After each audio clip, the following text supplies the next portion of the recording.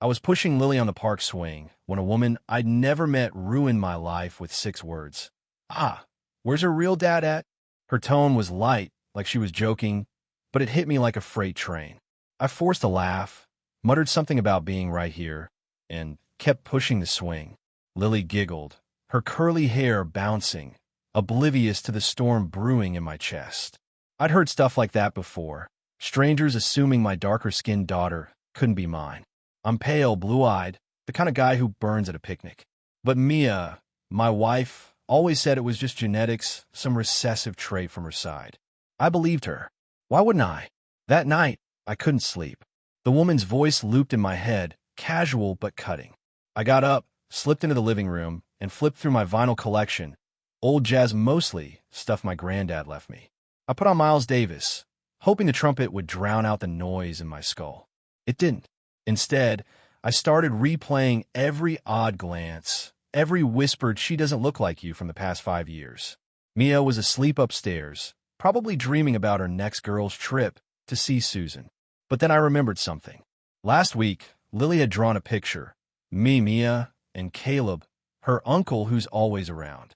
Caleb, with his warm brown skin and easy smile, who Mia swore was just a friend. A friend who didn't date women, she'd said. I bought that line too. I stared at Lily's drawing on the fridge, her crayon version of Caleb's curls suspiciously like hers. The record skipped, jarring me. I told myself I was overthinking it. People say dumb things. Genetics are weird. Therefore, I decided to let it go. I talked to Mia in the morning, laugh it off. But as I climbed back into bed, my phone buzzed.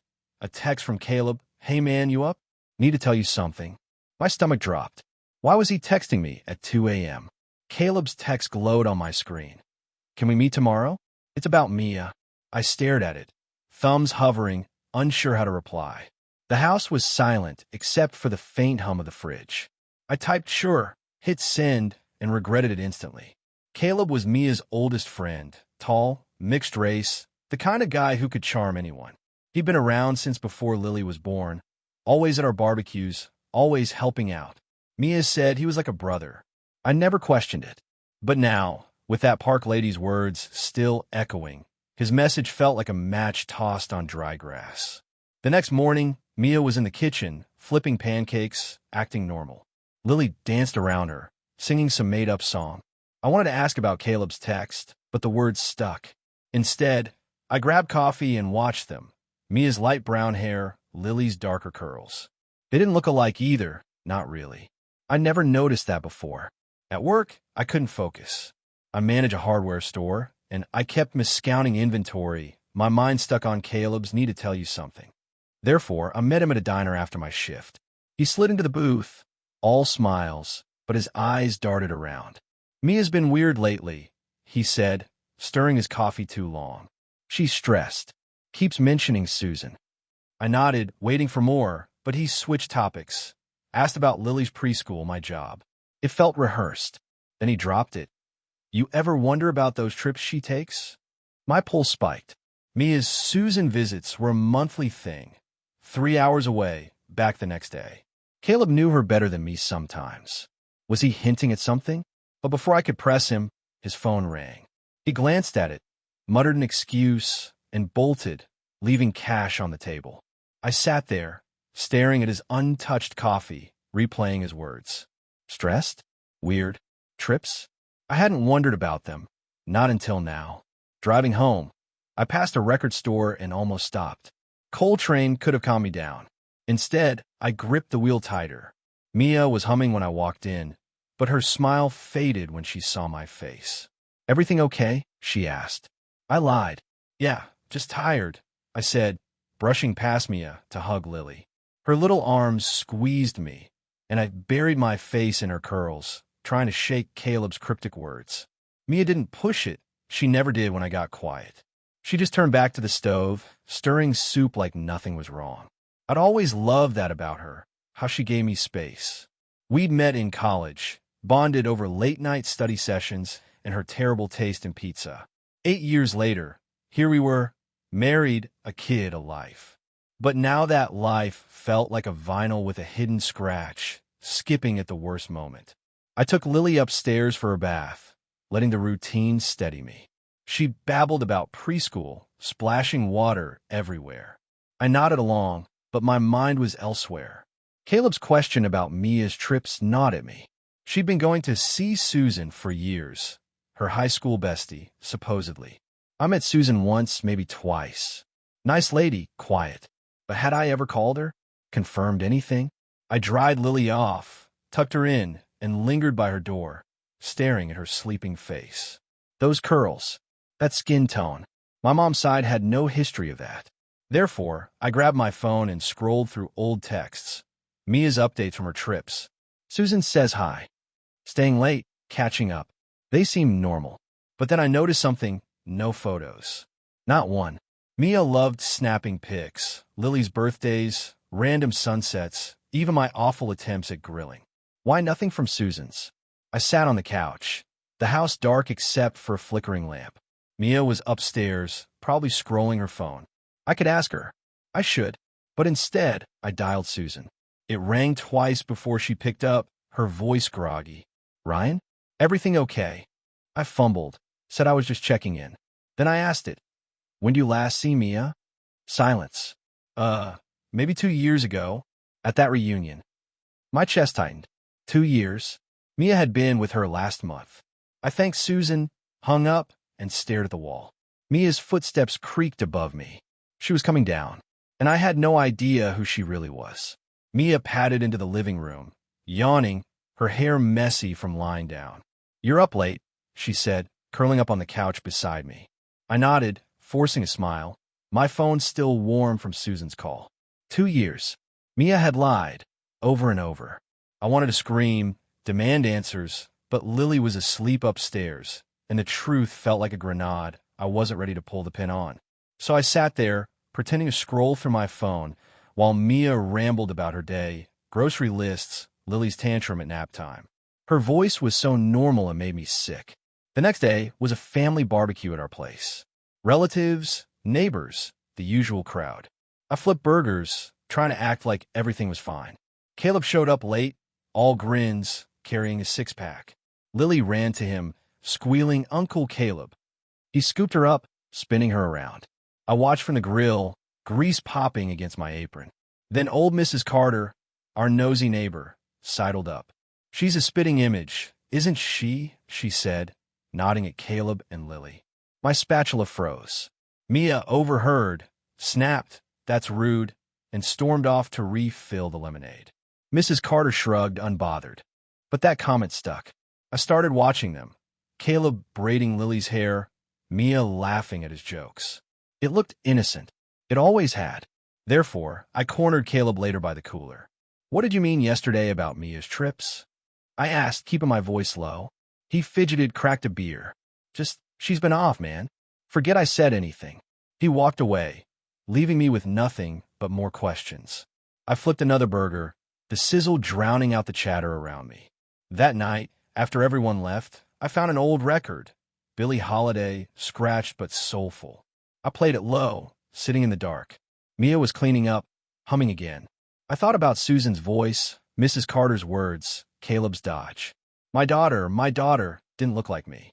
And Mia was hiding something. I couldn't ignore it anymore. The song ended, needle hissing in the silence. I stood up. Tomorrow, I'd follow her. I had to know where she was really going. Mia announced her next Susan trip, over breakfast, casual as ever. Leaving Friday, back Saturday, she said, sipping coffee while Lily smeared jam on her toast. I nodded, mumbled something about work, and kissed them both goodbye before heading out. But my head was spinning. Susan hadn't seen her in years. Where was she going? Who was she meeting? I called in sick at the store, blaming a stomach bug, and spent the day planning. I'd never tailed anyone before. I'm no detective, just a guy who likes hardware and old jazz. But I had to know. Friday morning, Mia packed her overnight bag, same as always. She hugged me, said, "Love you," and drove off in her blue sedan. I waited 5 minutes, then followed in my truck, keeping a few cars between us. She didn't head towards Susan's town, north, like she'd said. Instead, she turned east toward the city. My knuckles whitened on the wheel. Traffic thickened, and I nearly lost her at a light, but I caught up, heart pounding like a drum solo. She pulled into a diner parking lot, greasy spoon, neon sign flickering. I parked across the street, slouched low. Therefore I watched. Mia went inside, sat by the window. Then Caleb walked in. My chest tightened. He slid in her booth, leaned close, too close. They talked, heads bent together like they were sharing secrets.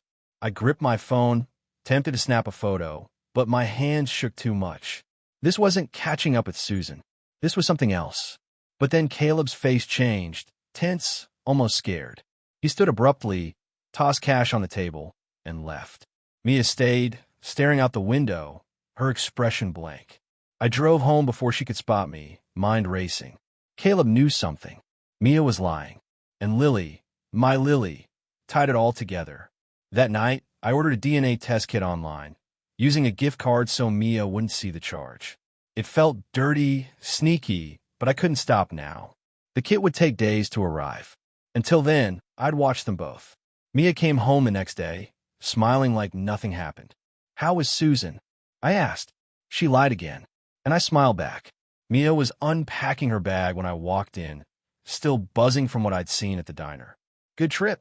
I asked, leaning against the doorframe, forcing my voice to stay steady. She smiled, nodded, said Susan was a mess, same old story. I watched her fold a sweater, her hands quick and sure, like she hadn't just lied to my face. I'd tailed her, seen her with Caleb, and she didn't even blink. My chest burned, but I swallowed it down. Lily was coloring in the next room, humming off key, and I couldn't explode. Not yet. That night, I lay awake beside Mia, her breathing soft and even. I kept replaying the diner scene. Caleb's tense exit, Mia's blank stare. They weren't just friends. I bought her "he's not into women" line for years, but now it felt flimsy, like a record warped from heat. I'd always liked Caleb, his easy laugh, the way he'd fix our leaky sink without asking. He'd been at Lily's birth, for crying out loud, pacing the hospital with me. But now every memory twisted, sharper edges cutting through the haze. Therefore, I started watching him too. Sunday, he came over, pizza night, our routine. He brought a pepperoni pie, cracked jokes, braided Lily's hair while Mia scrolled her phone. I studied him, looking for cracks. His eyes flicked to Mia too often, lingering. Then Lily climbed into his lap, giggling, and he froze, just for a second, but I saw it. "She adores you," Mia said, smiling. Caleb mumbled something, excused himself to the bathroom. I followed, pretending to grab a drink. But he wasn't in there. I found him outside, pacing the backyard, phone pressed to his ear. "It's getting messy," he hissed, voice low. "He's asking questions." My blood ran cold. Was he talking about me? I ducked behind a shed before he turned, heart hammering. The call ended, and he went back inside, all smiles again. I stayed out there, staring at the stars, the pizza turning to lead in my gut. Caleb knew I was onto something, and he was scared. That meant I was close, too close, to whatever they were hiding. Monday morning, the DNA kit arrived, a plain box tucked in our mailbox. I grabbed it before Mia could see, stashing it under some old invoices in my truck. My hands shook as I drove to work, the hardware store a blur of nails and paint cans. I'd ordered it on impulse, but now it was real, tangible proof I didn't trust my own family. Lily's face flashed in my mind, her gap-toothed grin, the way she'd hug me like I was her whole world. What if she wasn't mine? I shoved the thought down, focused on shelving screws, but it kept clawing back. At lunch, I locked my office door and read the instructions. Swab your cheek, swab hers, send it off. Simple. But getting Lily's sample without Mia noticing, that was the trick. She was home all day. Preschool was closed for repairs. I could wait, but every hour felt like a vice tightening. Caleb's backyard call replayed. He's asking questions. If I didn't act fast, they'd cover their tracks. Therefore, I left work early, kit hidden in my jacket, and picked up Lily from Mia's watch. "Part-time," I said, too cheerful. Mia waved us off, distracted by a phone call. At the swings, Lily chattered about butterflies while I fumbled with the swab. "Open wide, kiddo. Dentist practice," I lied, swiping her cheek quick. She laughed, clueless, and I sealed the sample, guilt gnawing at me. Back home, Mia was still on the phone, pacing. I mailed the kit from a Dropbox across town, hands sweaty as it clattered in. But then I saw Caleb's car pull up. He didn't knock, just walked in like he owned the place. Mia hung up fast, smiling too bright. Thought I'd drop by, he said, ruffling Lily's hair. I nodded, casual, but my pulse raced. Did he know I'd followed her? Was he checking on me? We made small talk, weather, baseball, but his eyes kept darting to Mia. Then Lily tugged his sleeve, asking for a story. He hesitated, glanced at me, and started one about a lost puppy. His voice was steady, but his hands weren't. I watched, silent, waiting for the test results to blow this all wide open. The wait for the DNA results was torture. 5 days of pretending everything was fine. I'd smile at Mia over breakfast, wrestle with Lily on the rug, nod at Caleb when he popped by. But inside, I was unraveling. Work was my only escape, stacking lumber, ringing up customers, anything to keep my hands busy. Nights were worse. I'd sit in the dark, spinning an old Ella Fitzgerald record, her voice smooth against the chaos in my head. Mia noticed I was off, asked if I was stressed. Just tired, I lied again. She bought it, or pretended to. Thursday, the email came. I was alone in my office, inventory spreadsheet forgotten. Results available, it said with a link. My finger hovered over it, stomach lurching. I clicked. The page loaded slow, too slow, and there was probability of paternity, 0%. 0. Lily wasn't mine. The room tilted, air gone. I stared at the screen, numbers blurring, Ella's vinyl still looping in my memory. 5 years of diaper changes, bedtime stories, daddy look, all built on sand. But I didn't cry. I shut the laptop, locked the door, and sat there numb. Therefore, I drove home in a daze, replaying everything. Mia's trips, Caleb's closeness, Lily's curls. It all pointed one way. Caleb. He'd been there from the start. Hospital, birthdays, pizza nights. Mia said he wasn't into women, but what if that was the lie? I pulled into the driveway, saw Mia's car, and gripped the wheel. I couldn't confront her yet. Not without proof it was him. The test only said not me. I needed more. But then Caleb texted, "We need to talk. Now." My phone buzzed in my hand, his words a jolt. I stared at the screen, then at the house, Mia inside, oblivious. Was he confessing? Threatening me? I typed back, "Where?" He replied, "Diner. 8 p.m. I had 2 hours. I walked in, kissed Lily's forehead, avoided Mia's eyes. "Late shift," I said, grabbing my keys. She nodded, distracted.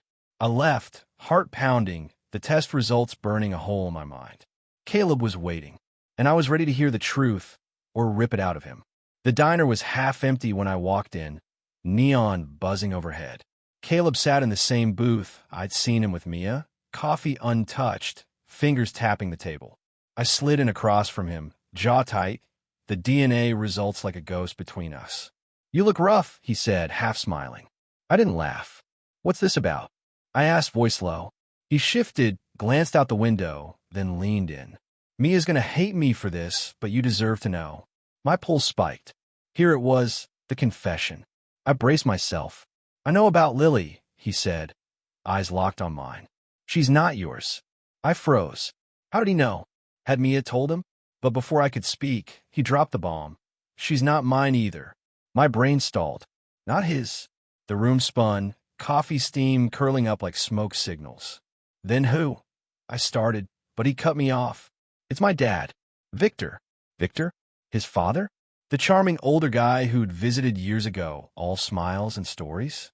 I stared at Caleb, waiting for the punchline. There wasn't one. Therefore, the pieces shifted. Victor had come by when Mia was pregnant, stayed a week, helped paint the nursery. I liked him, thought he was just a proud grandpa-to-be checking in. But Caleb kept talking. It happened before Lily. One time, Mia said, "Dad, he's got a way with people. A way with people." My fists clenched under the table. Mia and Victor? While I was working doubles to save for a crib, Caleb watched me, tense. Only found out last year. Been trying to keep it quiet, for her sake. But then he leaned back, eyes dark. "Dad doesn't know I'm telling you." He'd lose it. Lose it? Victor, with his slick charm and firm handshake, had fathered my daughter and didn't even know I knew. I thought of Lily's curls, her laugh, and saw him in them now, not Caleb. The betrayal doubled, tripled, a knife twisting deeper. Why tell me now? I asked, voice hoarse. Caleb swallowed. Because you're not stupid, Ryan. You're close. And I'm tired of lying. He stood, tossed a 20 on the table, and left me there, drowning in the wreckage. I drove home from the diner in a fog, street lights blurring into streaks. Victor, not Caleb. My mind clawed through memories, his visit 5 years back. He'd shown up unannounced, a suitcase and a grin, saying he was passing through. Mia had been off then, quiet, jumpy, but I'd chalked it up to pregnancy hormones. He'd stayed a week, cooked us dinner once, even played some of my vinyls, Sinatra, I think. I'd laughed with him, thanked him for the help. Now it made me nauseous. Lily was his. My daughter, ours I'd thought was his. Mia was on the couch when I got in, scrolling her phone, a blanket over her lap. Late shift, huh? She said, not looking up. I grunted, dropped my keys, and went straight to Lily's room. She was asleep, clutching her stuffed rabbit, curls splayed on the pillow. I stood there, staring, seeing Victor in her now, his jawline, maybe, or the way her nose crinkled. I'd raised her, loved her, and she wasn't mine. But she had to be. I shut her door, soft, and faced the living room. Therefore, I sat across from Mia, hands clasped. We need to talk, I said. She looked up, brow furrowing. What's wrong? I pulled out my phone, opened the DNA results, 0%, and slid it across the coffee table. Her face went pale. Ryan, she whispered, but I held up a hand. Caleb told me. Victor. Her eyes widened, then filled with tears. She didn't deny it. It was one night, she choked out. I was lonely. You were always working. She stopped, sobbing. I didn't move. But then she kept going. Caleb found out later. He's been covering for me, trying to keep Victor away. Covering? That explained his weirdness, the calls, the diner, the guilt. I thought him pacing in the backyard, warning someone, Victor, probably. Why didn't you tell me? I asked, voice flat. She wiped her eyes. I couldn't lose you. Or Lily. Too late for that. The room was silent, her sobs fading. I stood, grabbed my jacket. I need air, I said, and walked out, leaving her there. Victor's shadow loomed larger now, and he didn't even know I was coming. I walked the neighborhood for hours after leaving Mia, streetlights buzzing overhead, my breath fogging in the April chill. Her confession replayed, Victor, one night, loneliness. It didn't excuse it, didn't erase 5 years of lies. I'd been busting my tail at the store back then, saving for Lily's future, while she let Victor slink into our lives. My boots scuffed the pavement, each step heavier. I thought of my granddad's old vinyls, how he'd play them when life got rough, saying music could fix anything. It couldn't fix this. Nothing could. Mia was still awake when I got back, eyes red, blanket clutched tight. I'm so sorry, she whispered. I didn't respond, just stood there, staring at the woman I'd loved since college. She'd built our family on a fault line, and Caleb had helped her hide it. When did he know? I asked, voice cold. She swallowed. Last year. He saw Lily at a picnic, noticed things, confronted me. Noticed things, like I hadn't, blinded by trust. Therefore, I grabbed my phone, scrolled to Caleb's number. I needed his side, unfiltered. But then the doorbell rang. Mia flinched. I opened it, and there was Victor, tall, silver hair, that same smug grin from years ago. Heard you've been asking questions, he said, stepping inside like he owned the place. My fist clenched. Mia stammered, Victor, what? He waved her off. Caleb called me. Panicked. Figured I'd sort this out. Sort it out? Like Lily was a business deal? I stepped closer, voice low. You slept with my wife. She's your daughter. His grin faltered, just for a second. He recovered fast, shrugged. One night, Ryan. Mia was vulnerable. Happens. Happens? Rage boiled up, but I held it. Get out, I said, pointing to the door. He didn't move. Lily's mine too, legally or not. Think about that. My vision blurred. Legally? He was threatening me now? Mia sobbed behind me, useless. Victor smirked, turned to leave, but paused. Call me when you calm down. He tossed over his shoulder. The door clicked shut, and I knew this wasn't over. He just lit a match, and I was ready to burn it all down. Victor's words echoed as I stood there, the house silent except for Mia's sniffles. Lily's mine too, like she was property he could claim. I turned to Mia, her face crumpled, waiting for me to say something. How long was he planning this? I asked. She shook her head. He wasn't, I swear. Caleb must have told him tonight. Caleb, the loyal son, scrambling to protect his dad's mess. I trusted him, pizza nights, backyard chats, and he'd been guarding this secret, watching me raise Victor's kid. My stomach twisted. I grabbed my keys. I'm going to him, I said. Mia lunged, grabbing my arm. Ryan, don't. I shook her off, walked out. Caleb lived 10 minutes away, a small apartment near the diner. I banged on his door, 1 a.m., not caring who heard. He opened it, bleary-eyed, shirt wrinkled. Ryan, I cut him off, shoving past. You called Victor? After everything. He rubbed his face, nodded. He's my dad. I had to warn him, you knew. Warn him, like I was the threat. I paced his cramped living room, knocking over a stack of mail. You've been lying to me for a year. More, maybe. What? He sank onto the couch, head in his hands. Mia begged me to keep quiet. Said it'd destroy you. I didn't want this either. Destroy me? It already had. But then he looked up, eyes hard. Dad's not innocent, though. He knew what he was doing back then. Played her when she was low. Played her. Victor's charm, his easy confidence, it fit. Therefore, I stopped pacing, stared at him. Why stick around us, then? Guilt. Caleb flinched. Partly. And Lily. She's my half-sister. That hit me. Lily tied him too, not just Victor. My anger cracked, confusion seeping in. You could have told me, I said, quieter. He shrugged. Would you have believed me? Probably not. I'd been too blind. But now I saw it all. Mia's weakness, Victor's manipulation, Caleb's loyalty, torn 3 ways. I left without another word, the night air sharp against my skin. Victor was the root. And tomorrow, I'd face him again, this time on my terms. I barely slept, crashing on the couch, Lily's crayons scattered nearby. Mia stayed upstairs, probably crying or plotting. I didn't care anymore. Dawn broke, gray and heavy, matching my mood. I made coffee, strong, and sat there, replaying Victor's smirk. Lily's mine too. He'd said it like a challenge, daring me to fight. Fine.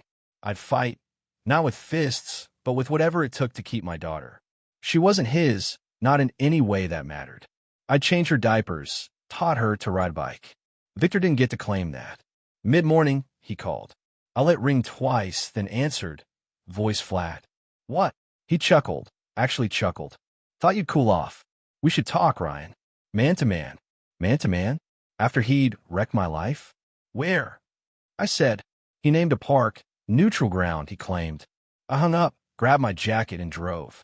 The park was quiet, a few joggers, wind rustling the trees. Victor waited on a bench, hands in his pockets, looking too relaxed. You're upset, he started. I cut in. You think. Therefore, he leaned back, unfazed. Mia came to me. Ryan, I didn't chase her. She was lonely. You were gone a lot. Blaming me. Classic. And you just helped her out? I snapped. He shrugged. One thing led to another. I didn't plan Lily. Didn't plan her. Like she was a mistake he could shrug off. But then he leaned forward, eyes sharp. She's my blood. You can't erase that. Blood. That word again. I thought of the DNA test, the 0%, and my hand shook. She's my daughter, I said low, firm. He smirked again. Legally, maybe, but biologically, that's me. And I'm not going anywhere. A threat, veiled but clear. My vision tunneled, rage flaring, but I held it. You don't know her favorite color, I said. You don't know her. He blinked, thrown for once. I stood, towering over him. Stay away from us. He didn't reply, just watched me walk off. But I felt his stare, heavy plotting. This wasn't the end. He'd push back, and I'd be ready when he did. Driving home, Victor's words clawed at me. I'm not going anywhere. He wasn't just taunting. He meant it. I pulled over, hands trembling, and stared at the dashboard. Lily's car seat sat empty in the back, a juice box wedged in the strap. She was 5 years of me being her dad, not him. Victor didn't know her bedtime routine, her fear of thunderstorms. He didn't deserve her. But legally, I wasn't naive. Courts cared about biology sometimes. I needed Mia to come clean, all of it, or he'd have leverage. Back at the house, she was in the kitchen, chopping carrots like nothing had happened. Lily was at preschool now. Thank God for small mercies. I dropped my keys loud on the counter. "Tell me everything," I said. She froze, knife midair. "About Victor." Now, her shoulders slumped, and she set the knife down slow. It was one time, she started, voice small. "You were working late every night. He was there, listening. I messed up, listening. Like I hadn't. Therefore, I pressed her. And after? Why hide it?" She wiped her eyes. "I didn't know Lily was his, not at first. When she was born, I thought maybe, but I couldn't face it. Then Caleb figured it out, and I panicked. Panicked. So she'd rope him in, built this lie around us. But then she looked up, desperate. Victor didn't know either, not till Caleb told him last year. He's been pushing to see her since. Pushing. That explained his visit, his confidence. He manipulated me back then," she added. "Made me feel special. I was stupid. Stupid didn't cover it. I paced, processing. Victor wasn't some random fling. He'd preyed on her, timed it when I was stretched thin. And now he wanted Lily like a trophy. He's not getting her," I said, final. Mia nodded, tears spilling again. "I'll back you up. Whatever you need."